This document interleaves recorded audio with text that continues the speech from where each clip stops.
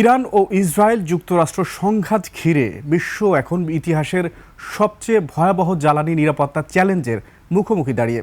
বিবিসিকে দেয়া এক সাক্ষাৎকারে এই মন্তব্য করেছেন আন্তর্জাতিক জ্বালানি সংস্থা আইইএ এর প্রধান ফাতিহ বিরল। এ সময় করণীয় বিষয়ে নানান পরামর্শের পাশাপাশি বিশ্ববাজারে 40 কোটি ব্যারেল জরুরি মজুদ তেল ছাড়ার সিদ্ধান্তের কথা জানান আইইএ প্রধান। আফসানা রিলার রিপোর্ট। 5+ স্টার রেটিং প্রাপ্ত দেশের সর্বোচ্চ বিদ্যুৎ সাশ্রয়ী ওয়ালটন এসি স্মার্ট কমফোর্ট এখন নেক্সট লেভেলে।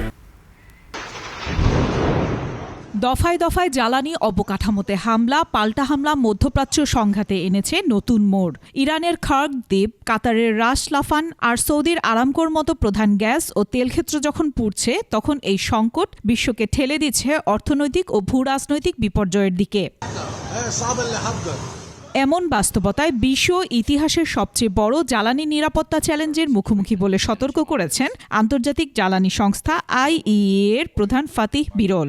বিবিসিকে দেয়া সাক্ষাৎকারে তিনি বলেন, সংকট উত্তরণে জ্বালানি সাশ্রয়ের ব্যাপারে আরও সোচ্চার হতে হবে। 70 দশকের তেল সংকটের চেয়েও জটিল এবং বর্তমানে সরবরাহ ব্যবস্থা চরম ঝুঁকির মধ্যে রয়েছে বলে জানান আইইএ এর প্রধান। বলেন, এর কারণ ইরান সংলগ্ন এলাকায় জ্বালানি অবকাঠামোগুলোতে হামলা ও হরমুজ প্রণালী দিয়ে জাহাজ চলাচল বিঘ্নিত হওয়া। এদিকে তেল উত্তোলন ও পরিবহন বন্ধের ঝুঁকির মধ্যে বিশ্ববাজারে তেলের দাম স্থিতিশীল রাখতে আইইএ এর 32টি সদস্য দেশ তাদের জরুরি মজুদ থেকে বিপুল পরিমাণ তেল ছাড়ার সিদ্ধান্ত নিয়েছে। একই সাথে ব্যবসা প্রতিষ্ঠান ও গৃহস্থালী কাজে তেলের চাহিদা কমানোর পরামর্শ ও মহাসড়কে যানবাহনের গতিসীমা কমানো এবং সম্ভব হলে ঘরে বসে কাজ করার পরামর্শ দিয়েছেন। আফসানা নীলা, ডেস্ক রিপোর্ট, 21 টেলিভিশন।